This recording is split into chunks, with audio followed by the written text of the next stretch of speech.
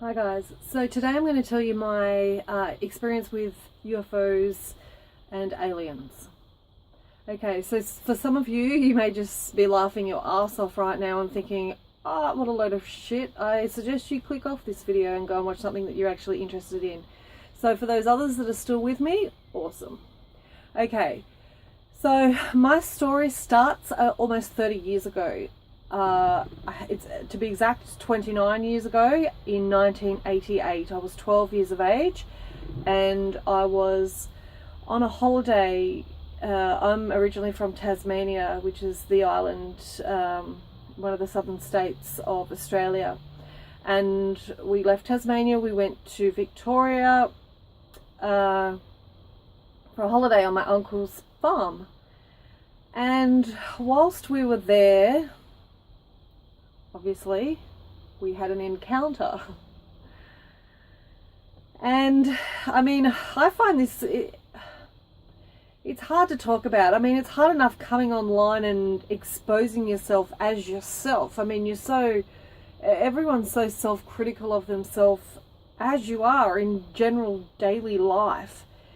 Yet when things like this happen to you and you want to talk about them, you need to talk about them. It's really twice as hard to actually reveal yourself and expose who you actually are and the experiences you've had in life. So please be a little forgiving, go a little easy on me. Anyway, so we were on holiday in Victoria. We were at my uncle's property, which was a farm. He had a house which was like an old Queenslander house, even though it was in Victoria, so it was on stilts. And where I was, the room I was sleeping in, which was at the back of the house, was like an old veranda, which is like an old porch, patio deck sort of thing that has been built in and turned into a room. And the windows were like the old louver style windows, you know, like slats of glass that you can open and close. So that was my bedroom that I shared with my sister, and you know, mum and dad obviously had their own bedroom there. But one night, I'm not sure who originally saw this UFO, whether it was my mother or my sister, because from memory, I don't think it was me. One of them, whether it was my mum or my sister, come running in and said, "Look outside, there's something outside." Now, at that point, we'd heard nothing. There was absolutely no noise whatsoever. Didn't hear a thing. We run to the window, and the back windows were actually our bedroom, at the little louver windows. And we were looking out the little louver windows, you know, we opened them up and we're looking out. And at the backyard, there was a backyard. You could park cars there. There was a clothesline, and at the back of that was a stable for the horses. My uncle had horses, and he had racing horses, and there was a racetrack where he trained his horses. And between the stable and the racetrack was just bush, like forest. There was a little bit of a clearing, and then there was forest for miles, kilometers. And in between the stable and the racetrack was a UFO on the ground. Now, most people that see UFOs, you know, see them in the sky. Like, I see them in the sky all the time. Not long ago, I walk my dog at night specifically just so I can sort of stargaze and have a look out there. And not long ago, I actually watched a UFO flying, and a plane, like a jet plane, fly past, and the UFO stopped mid-air and let the jet pass and then kept flying. Absolutely freaking incredible, like, to watch. And then I see them, you know, going one direction, and they stop mid-air, and then they turn around and go the other direction. Falling stars or meteorites or aeroplanes, they can't do that. It just doesn't happen. So it's pretty cool to watch, and I see a lot of them, like a lot, almost every night. I'm here on the Gold Coast in Australia, and they say this is the new hotspot for UFO watching. I'm not sure. For me it is, let me just say that. Anyway, so we saw one on the ground. My mum saw it, my sister saw it, my dad was in bed asleep. My mum did not go and wake him up because he was a bit of a drinker, and you just didn't wake my dad up. Anyway, I should have drawn a picture for this vlog, but I haven't. So it was your typical old school UFO. I think they've probably advanced a little since then, but it was like, you know, rounded on the top and rounded on the bottom with like a straight side. Through the middle was like a strip of lighting, and this strip of lighting was like something I've never seen before, and I still don't think it exists on Earth today. If it does, the government have control over it and are using it for their own advantage, because it's not used in society. The closest thing I can explain that would be similar would be neon lighting, how you get like a tube and the colour can fade through the neon tube, you know, from white to yellow to orange to red. Something like that. And those were the exact colours that were in this UFO lighting. And there were no exact colour transitions. It was just like this rainbow mismatch of colour that was just pure energy. And it was amazing. And like I said, it doesn't exist on this planet. Not that I know of. Not that I've ever seen. And I'm in a pretty, you know, in a first world country. So anyhow, that night, we were like at the window giggling and stuff, as typical girls would be. We would walk out the back door. Like I said, it was a Queenslander on stilts, so you had to go down a couple of stairs. So we would open the door, we would go down the stairs, and the lights on this machine would shut off. We would go back inside, peer out the window, and the lights would come back on again. We did it, I think we only did it twice. We went back outside again, the lights shut down, we come back in, the lights come back on. So this bloody thing was playing with us. It was watching us. It knew we were watching it. It was fascinating, absolutely fascinating. Anyway, as much as it was exciting and crazy, and it was still a bit scary, and we were worried to the point we didn't sleep in our own bedroom that night. My mother got on the phone and she rang my uncle, whose property, it was his property. He was at work at the pub. He was a bartender.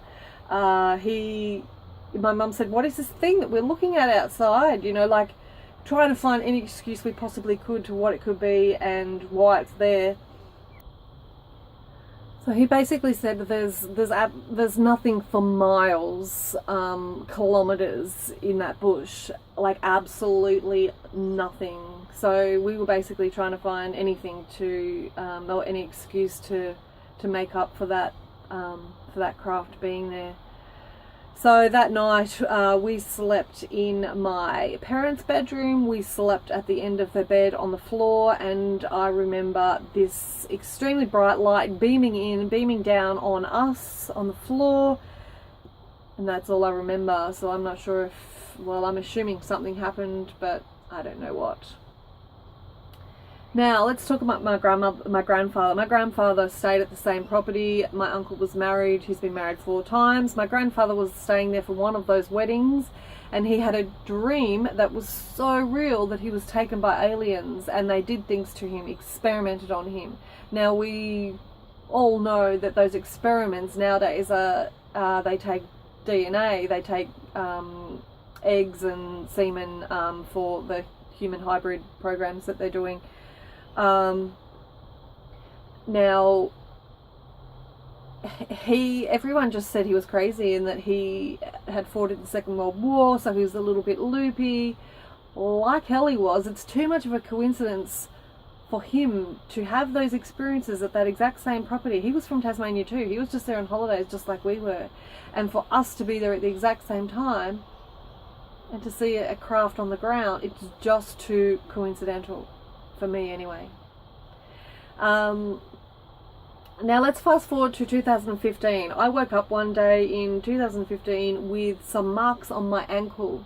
Weren't there the day before, and they were 2 triangle marks. They were very small, perfect alignment next to each other, and they were raised, red, raw, looked like scars. They actually looked like keloid scars.